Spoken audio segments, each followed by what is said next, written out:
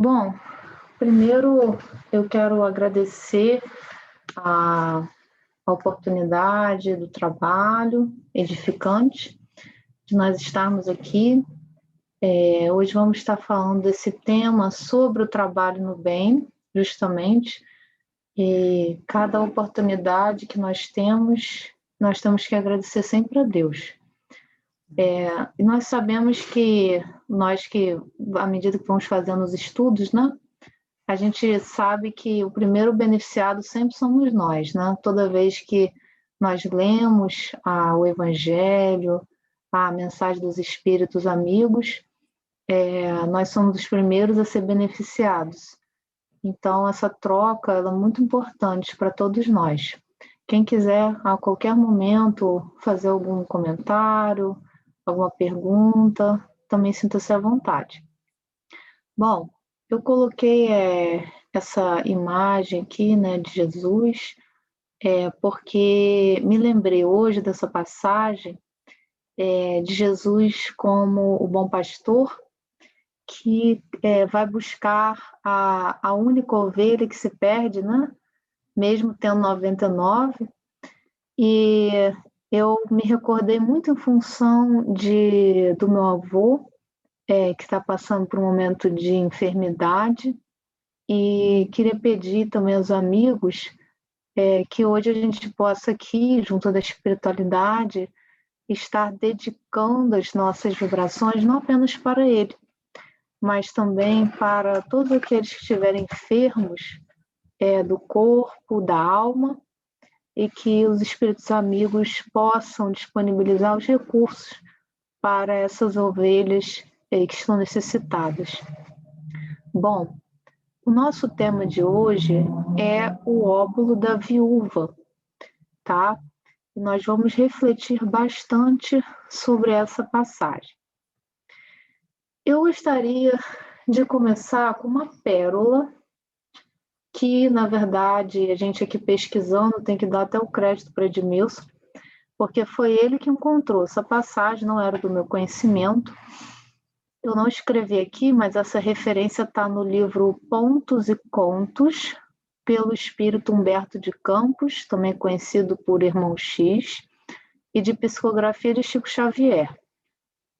E Humberto de Campos ele vem ampliar um pouquinho o nosso aprendizado acerca desse fato que foi narrado nos Evangelhos e que ficou conhecido como o óbolo da viúva. Então, nessa psicografia de Chico Xavier, o espírito Irmão X, ele narra todo aquele contexto, o que antecede o surgimento da viúva pobre e a sua doação, e também o que acontece após, tá? Sugiro sempre que quem puder possa depois procurar na íntegra o conto, que aqui a gente trouxe, né, alguns trechinhos, não daria para trazer porque é muito longo. Basicamente, então, naquele dia, no Templo de Jerusalém, o Irmão X diz que havia muita opulência. Então, tinha muitas pessoas ricas transitando para lá e para cá. Ele fala das vestes nobres, veste de linho, né, um tecido caro, fala de joias, né, pessoas portando joias, muito ouro. Os fariseus, ele diz, com túnicas, né, muito da moda, impecáveis, né, muito limpas. E a gente fica imaginando assim aquele contexto, né? Parece que a gente volta no tempo. Ele fala dos aromas no templo, talvez de incensos, perfumes que eram colocados, né? E havia lá o povo, naquele momento da contribuição, que era já do hábito dos judeus, né? Em que cada um fazia então a sua doação no chamado gasofilácio.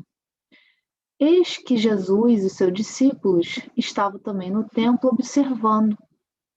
E Judas, muito curioso e também, segundo Humberto de Campos, com um olhar um tanto quanto ganancioso em torno das questões materiais, observava muito atentamente cada pessoa que se aproximava do gasofilácio. E aí ele vai comentando, né? Cada doador que chega, ele faz um comentário para o mestre. Então ele fala assim, mestre, Jeroboão, o negociante de tapetes, entregou 20 peças de ouro. Então ele é só observando, né? Quanto que cada um dava.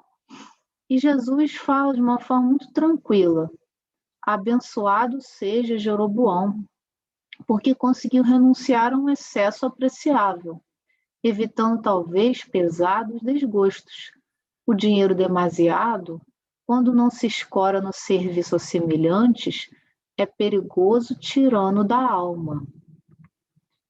Eis então que a seguir chega uma outra figura, e Judas comenta: Zacarias, o velho perfumista, sentindo-se enfermo e no fim dos seus dias, trouxe 100 peças. Bem-aventurado seja ele, disse o Cristo em tom significativo. Mais vale confiar a fortuna aos movimentos da fé que legá-la a parentes ambiciosos e ingratos. Zacarias prestou incalculável benefício a ele mesmo. E assim prossegue o diálogo, né? Depois Judas vem a comentar de uma viúva rica que também chega e faz uma grande doação. Então cada pessoa ele continua nessa postura, cada vez mais impressionado com a fortuna e com o desprendimento de cada um. Até que chega aquela figura que nós conhecemos, conforme está registrado nos evangelhos, uma viúva paupérrima, a julgar pela simplicidade com que se apresentava. A mulher humilde orou e apresentou 2 moedinhas ao fausto religioso do santuário célebre. Muitos circunstantes riram-se irônicos, mas Jesus apressou-se a esclarecer. Em verdade, esta pobre viúva deu mais que todos os poderosos aqui reunidos, porquanto não vacilou em confiar ao templo quanto possuía para o sustento próprio. E após, então, né, todos se retiram em silêncio, segundo narra Humberto de Campos. Aos poucos, aquele comentário de Jesus silenciou, né, as pessoas, a sua ironia. E eis que chega uma mulher muito pobre, na verdade uma escrava, tá? Segundo o relato. E ela chega a passos vacilantes para atender o serviço da limpeza do templo. E, segundo a narrativa, ela vai ali tirando flores, limpando o chão, usando panos, mas ela tinha um sorriso nos lábios e paciência, e limpava o piso em silêncio para que o ar se purificasse na sublime residência da lei. Então, Pedro, já a sós com Jesus, pergunta, intrigado, fala-se que ele ficou muito intrigado com aquela lição da viúva, e ele pergunta para Jesus: Senhor, foi então a viúva pobre a maior doadora no templo de nosso Pai? E Jesus responde: realmente, a viúva deu muitíssimo, porque enquanto os grandes senhores aqui testemunharam a própria vaidade com inteligência, desfazendo-se de bens que só lhes constituem embaraço ou tranquilidade futura, ela entregou ao Todo-Poderoso aquilo que significava alimento para o próprio corpo. A maior benfeitora para Deus, aqui no entanto, ainda não é a viúva humilde que se desfez do pão de um momento. É aquela mulher dobrada de trabalho, frágil e macilenta, que está fornecendo à grandeza do templo o seu próprio suor. Muito interessante essa passagem, né? e de fato não sei também o quanto ela é conhecida, eu mesma não conhecia, né? Tive a oportunidade ao fazer esse estudo de conhecê-la, e nós vamos então refletir agora um pouco sobre esse ensinamento, né? Sobre essa história. Então nós podemos ver aí 3 personagens. Nós temos os ricos, a viúva pobre e a escrava. E pegamos assim algumas palavras-chave para comparar qual foi a atitude de cada um e os sentimentos. Então, os ricos, eles tinham como base da sua postura, uma aparência, o culto às aparências, né? Então, estavam muito preocupados, principalmente os religiosos, em cultivar uma aparência impecável, né? Ornamentos, roupas bonitas, que são importantes, com certeza, mas paravam por aí, né? Aquela história... Clarissa? Oi. Só um minutinho, por favor. Só para eu dar um recadinho aí. Pessoal, quem tiver com o microfone ligado, silencia, por favor, que está atrapalhando as outras pessoas ouvirem Clarissa. Obrigada. Vamos deixar todo mundo o microfone desligado, por favor. Obrigada. Desculpa, Clarissa. Nada. Então, retomando aqui, né? Então, a gente está refletindo sobre a questão da aparência, né? Os ricos estavam muito voltados, então, qual era a postura deles quando chegavam no templo para fazer sua doação? O foco na questão exterior. Uma postura, então, de vaidade, né? E de egoísmo. Então, na verdade, o desprendimento ali efetivo, embora houvesse uma doação, mas o desprendimento não era espiritual, né? Na intenção, porque havia um culto à própria personalidade muito forte. Até uma atitude de deboche também, quando na presença da viúva, né? Então, debochados, humilhando pessoas. E o que eles doaram? Doaram, segundo Jesus, o excedente, ou seja, aquilo que lhes sobrava. Isso era uma doação eminentemente material. Com relação à viúva pobre, a gente já vê um outro quadro. A postura dela, segundo a narração de Humberto de Campos, foi uma postura de oração. Então, quando ela entra naquele templo, simbolizando a casa do Senhor, embora a gente saiba que Deus está em toda parte, mas ela ali entra orando naquele momento. Então, no seu coração, ela estava em comunhão com Deus. Ela estava ali, de fato, para fazer o que ela podia para agradar ao Senhor, numa atitude sincera e humilde, né? Então, era uma pessoa simples, não só na sua condição material, mas também espiritual, que é o mais interessante, né?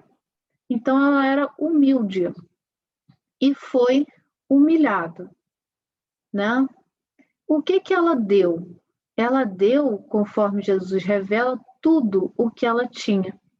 Então, o pão que ela ia comer naquele dia, ela se privou daquele pão para poder agradar a Deus, segundo os costumes da época. E a doação da viúva? Digamos assim que foi uma doação material, embora já ornamentada de um sentimento superior. Embora, quando a gente compara com os ricos, deram também algo material e tem maior quantidade, mas o sentimento não é um sentimento purificado, não era um coração que quisesse realmente amar, fazer o bem. E com relação a essa terceira personagem, uma escrava idosa, sacrificada, uma mulher que entra encurvada, vergada sob o peso dos anos, do trabalho obrigatório, e ela surpreendentemente entra naquele templo sorrindo, o que parece uma coisa quase estranha, né? Apesar de ter a condição terrena mais complexa, menos desejada, ela entra com brandura, ela entra humilde, sorrindo, com a alma leve. Era uma escrava e o que ela fazia? Realizava um trabalho humilde, um trabalho ignorado, né? E sem remuneração, para piorar, ainda era obrigada, né, a fazer aquilo. Mas ela tem uma paciência, né? Humberto de Campos diz que ela tinha paciência no olhar. O que ela deu? Ela deu o seu suor, quer dizer, ela deu de si mesma, ela deu o trabalho que ela fazia, mas não tanto o trabalho em si da limpeza, porque ela poderia também estar varrendo o chão com raiva, né? Ela poderia estar limpando, tirando aquelas flores, indignada. Não, ela dá um trabalho que ela dá com alegria. Então, a doação da escrava, ela nem ao menos tinha algo para dar, porque nem mesmo 2 moedas ela teria. Mas o que ela deu foi eminentemente espiritual. Ela deu do seu sentimento sublimado, né? Ela deu da sua paciência, da sua humildade, da sua resignação. Ali também, na casa de Deus, no templo, né? Bom, em torno disso, nós vamos assim nos recordar algo muito importante, porque em falando do óbolo da viúva, nós estamos falando de doação, de caridade e de amor. E nos recordamos dessa passagem que fala sobre qual o maior mandamento da lei de Deus, que está em Mateus, capítulo 22, versículos 36 a 39. Então, nós sabemos que um homem se aproxima de Jesus e ele lhe pergunta: Mestre, qual o grande mandamento da lei? E Jesus lhe responde: Amarás o Senhor teu Deus de todo o teu coração, de toda a tua alma, de todo o teu espírito. Esse é o maior e o primeiro mandamento. E aqui está o segundo, que é semelhante ao primeiro: amarás o teu próximo como a ti mesmo. Então fica muito claro para nós que o amor, ele é o maior mandamento. O amor a Deus e o amor ao próximo. E Allan Kardec, no Evangelho segundo o Espiritismo, no capítulo 15, item 5, ele vai fazer uma reflexão que culmina numa frase célebre no ambiente espírita, e que essa frase é: fora da caridade não há salvação, que nós conhecemos muito bem. Mas Kardec, ele conclui, ele chega a essa conclusão ao avaliar essa passagem. Então, ele conclui com muita propriedade que nós não podemos amar a Deus de forma plena sem amar ao próximo, as suas criaturas. E não podemos amar o próximo verdadeiramente sem amar a Deus. E ele vai além e diz que uma forma de amar a Deus é através da caridade. Então ele fala: não podendo amar a Deus sem praticar a caridade, todos os deveres do homem se resumem nessa máxima: fora da caridade não há salvação. E hoje, então, a gente vai pensar bastante sobre esse conceito da caridade, que a caridade, como se fala, o amor em ação, né? Caridade nada mais é do que o mandamento maior, é o amor, correto? E pensando nessa passagem do óbolo da viúva, nós vamos ver então que cada um ali doou o que tinha para dar.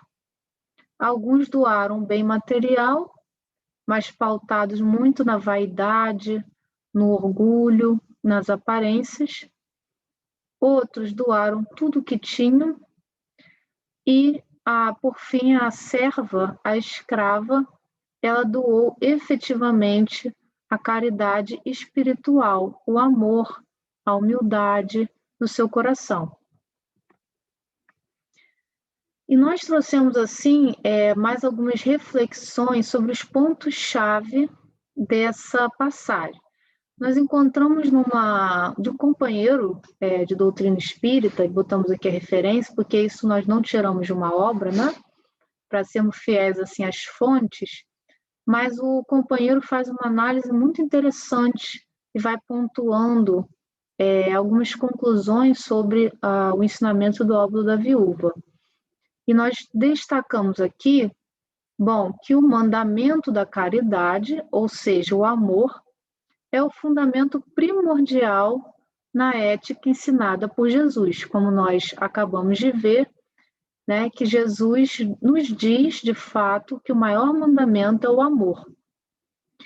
Mas esse mandamento do amor, ele não está reduzido a uma virtude de aparências, nem a doação de bens materiais aos necessitados, que era o caso dos fariseus no templo, né, e dos comerciantes. Eles tinham uma aparência de virtude, doavam bens materiais, mas efetivamente não estavam cumprindo a lei de Deus no seu coração. E muitos, então, nós sabemos e concluímos, muitos podem praticar ações de beneficência, mas ainda não serem moralmente bons. Isso é, impelidos por intenções puras de amor ao bem. Então, isso é uma reflexão muito interessante, que a caridade, no seu sentido pleno da palavra, ela é uma intenção pura, pelo próprio amor, é o desejo de fazer o bem, né? Não importando os rótulos de como venha aquele gesto, o quão grandioso seja ou não. Nós vamos concluir, então, segundo a sabedoria popular, que o que vale é a intenção, né? Então, aquilo que está no nosso coração, como a nossa intenção genuína, e isso só Deus é que vê e julga, é isso o que vai valer no final das contas. E nós sabemos que Jesus, ele se preocupa com a nossa transformação interior, com o nosso homem novo, em fazer a nossa reforma íntima, né? Ou seja, a purificação do mundo interior da criatura. E a caridade deveria ser, idealmente, um fruto do nosso espírito, ao desejarmos o bem. Simplesmente isso. Então, a viúva, nessa passagem, ela representa para todos nós o que é de fato um coração devotado a Deus e ao bem. E é aquela história que agora eu me lembro, né, falando da sabedoria popular, as aparências enganam, né? Sabedoria popular tem muitas dessas coisas, né? E na passagem da viúva a gente vê exatamente isso. Infelizmente, a gente julga muito pelo que a gente vê, ou pelo que a gente julga conhecer, né? E o nosso julgamento, eu acredito que 100% das vezes vai estar errado ou incompleto, porque nós não podemos abranger a realidade interior de cada um, e até mesmo a espiritualidade nos fala, né, que quando alguém está errando, não cabe a nós julgar, porque a gente também não sabe o que levou aquela criatura ao erro, né? Então, aí vem a questão do juízo também. Aquela viúva estava sendo julgada pelas pessoas erroneamente, né? Porque a sua intenção era pura.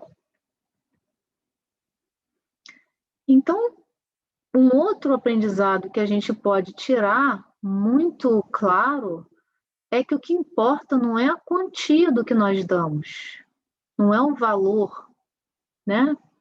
Ou práticas com aparência de virtude, mas o quanto nós estamos comprometidos em amar a Deus e fazer o bem, né? Então, às vezes, a gente pode, digamos assim, até se equivocar também, ou fazer muito pouco, mas o que importa é a nossa intenção. Se nós desejarmos fazer o bem, é isso que está valendo para Deus e para a nossa consciência. Quer comentar alguma coisa? Ah, tá. Bom, e aí a gente reflete, né?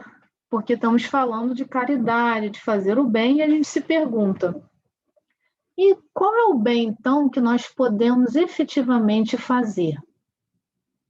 E no Evangelho segundo o Espiritismo, no capítulo 13, item 6, Kardec comenta o seguinte: o óbolo do pobre, do que dá privando-se do necessário, pesa mais na balança de Deus do que o ouro do rico, que dá sem se privar de coisa alguma. E ele fala muito disso porque o Kardec comenta a situação muito comum na sociedade, e até mesmo a gente sente isso às vezes, né? Da gente querer poder fazer mais do que a gente faz. E alegamos, às vezes, não termos bens materiais suficientes, né? Não termos, assim, dinheiro para ajudar as pessoas, para resolver os grandes problemas do mundo. Mas aí, lembrando dessa passagem do óbolo da viúva, nós vamos perceber o seguinte, que para Deus o que importa não é tanto a quantidade, mas sim a qualidade daquilo que nós fazemos. Então, o pobre, né, que se dá aquilo que ele mesmo vai lhe fazer falta, vale muito mais do que alguém que muito dá, mas que aquilo não vai lhe fazer falta, não? E ainda no item 6, Kardec continua: aliás, será só com dinheiro que se pode secar lágrimas e dever-se-á ficar inativo desde que não se tenha dinheiro? Todo aquele que sinceramente deseja ser útil aos seus irmãos, 1000 ocasiões encontrará de realizar o seu desejo. Isso aqui, assim, quando a gente estava estudando, nos tocou muito, né? Porque fala fundo no nosso coração. Que a verdade seja dita, quando a gente quer fazer o bem, e se a gente se colocar assim a dispor de Deus, a gente encontra sempre uma situação. O serviço aparece, né? Como o Edmilson está falando. Ninguém há que no pleno gozo de suas faculdades não possa prestar um serviço qualquer, prodigalizar um consolo, minorar um sofrimento físico ou moral, fazer um esforço útil. Não dispõem todos a falta de dinheiro do seu trabalho, do seu tempo, do seu repouso, para de tudo isso dar uma parte ao próximo? Também aí está a dádiva do pobre, o óbolo da viúva. Então é interessante que Kardec, inspirado pela espiritualidade, vai ampliar para nós esse conceito da caridade. Porque muitas vezes a gente pensa na caridade como uma questão material, financeira, mas isso não é empecilho para a gente deixar de ajudar, de dar algo de si. Então ele vai dizer, olha, se você não tem dinheiro, pode dar o seu próprio trabalho, pode dar o seu tempo, o seu momento de descanso, né? Pode dar uma parte do que você tem em atenção, em uma conversa amiga. Às vezes até não precisa falar, só ouvir alguém que está necessitado, fazer uma oração por alguém, né? Então, existe tantas formas da gente se exercitar no amor, no bem, e muitas delas não são financeiras, não são materiais, né? Exercitar nossa paciência, que isso daí nem a gente precisa pedir muito, né? Tem muita oportunidade, né? Todos os dias, e por aí vai. se a criatura refletisse mais sensatamente, reconheceria o conteúdo de serviço que os momentos de cada dia lhe podem oferecer e saberia vigiar com acentuado valor os patrimônios próprios. Isso está no livro Pão Nosso, uma mensagem de Emmanuel, por psicografia de Chico Xavier. Hoje de manhã, nós lemos essa mensagem de Emmanuel e nos chamou muito a atenção, porque a gente ficou refletindo justamente sobre isso. Como passa desapercebido da gente o que ele chama de o conteúdo de serviço. Quer dizer, todos nós temos tantas oportunidades de servir a Deus todos os dias. E eu fiquei me perguntando, gente, quanta coisa deve estar passando batido de mim, né? Às vezes a gente pede, né, para Deus, e talvez a gente esteja distraído, né? Talvez a gente não esteja percebendo que cada minuto é um minuto que pode ser útil. E a gente nunca sabe qual o tamanho da dor do outro, né? A gente nunca sabe, às vezes, aquele colega de trabalho, aquela pessoa, aquele amigo, aquela pessoa, o vizinho, né? Tá com uma dificuldade, poderia ser alguém que a gente podia ter um diálogo, amigo, né? Enfim, são tantas coisas que a gente não se dá conta. Aquele motorista barbeiro na rua, né? Que fez uma atrocidade no volante, por aí vai, né? E para nós é um aprendizado, porque a gente sabe que não é fácil. O nosso primeiro impulso é o da irritação, muitas vezes, é o da impaciência, é o do julgamento. Então, por isso que Emmanuel fala que a gente deveria saber vigiar, estar atento, né, perceptivo para esses patrimônios, para esses recursos que nós temos já, né, e que todos nós podemos dar alguma coisa, por menor que seja, como a viúva. E aí vem uma pergunta do Livro dos Espíritos, que ela poderia ser a nossa palestra toda, né? É a questão 886. Qual o verdadeiro sentido da palavra caridade, como entendia Jesus? E os Espíritos vão dizer benevolência para com todos, indulgência para as imperfeições dos outros, perdão das ofensas. Bom, aí para fazer uma brincadeira, a gente fala assim, realmente o negócio está feio, viu? O que eu estava achando que esse negócio de caridade, eu estava até fazendo progresso, né? No final da vida, quem sabe já ia ficar melhorzinho, mas agora, meu filho, agora que o negócio ficou complicado. Porque, olha que coisa interessante, em nenhum momento a espiritualidade abrange do ponto de vista material, muito embora isso está incluso. Mas a definição de caridade, segundo os espíritos superiores, está toda onde? No sentimento. Está no interior. E eles falam 3 palavras mágicas: benevolência, indulgência e perdão. E aí a gente vai entender o que Emmanuel também quis dizer com encontrar a oportunidade de serviço a todo momento, né? Porque a benevolência é a atitude da bondade, correto? E a benevolência para com todos, inclusive conosco mesmo, né? É a atitude o sentimento, o impulso do bem. Indulgência no sentido do não julgamento, certo? E quanto que a gente ainda tem que se vigiar, porque o tempo todo, e isso é um hábito mental que nós temos de muitas vidas, muitos séculos, né? Do juízo.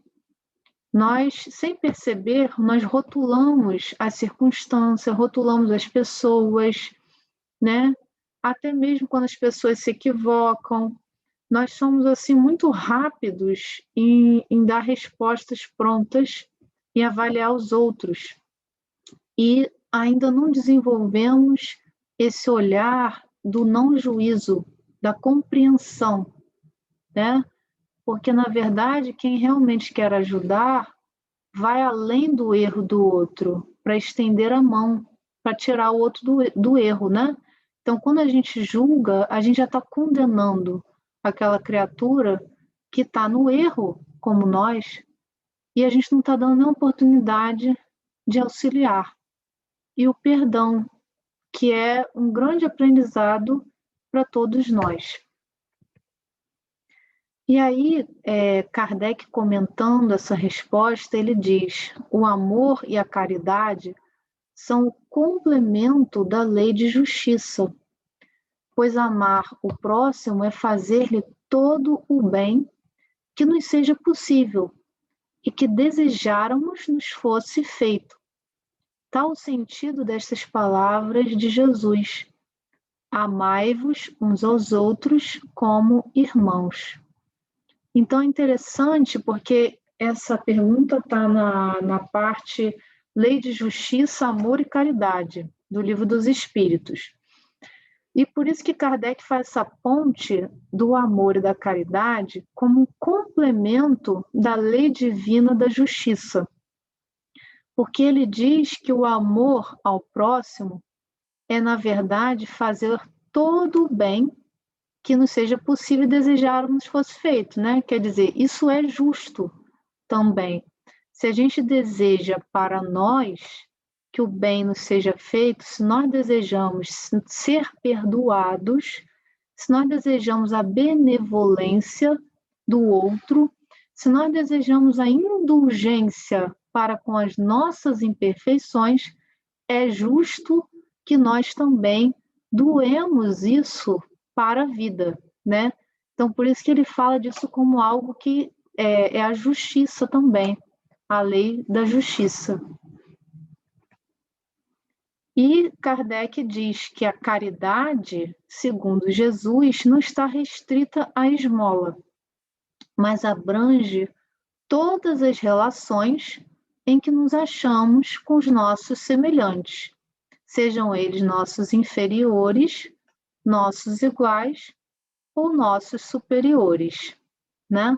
Então, daí que a gente amplia esse conceito da caridade, que no seu estado ideal, claro que nós ainda, a maioria de nós, né, não consegue viver ainda isso, não desenvolveu a caridade abrangendo todas as relações com semelhantes, estamos aprendendo, né, mas que no seu sentido pleno, como Jesus veio e nos demonstrou, essa caridade plena em todas as relações, em todos os instantes, fazendo todo o bem possível, né?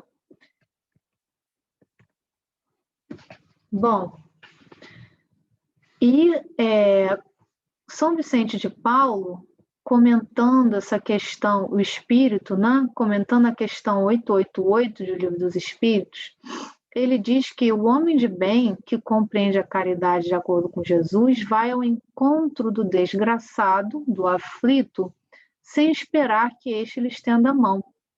Que a verdadeira caridade é sempre bondosa e benévola, e ela está tanto no ato como na maneira porque é praticado.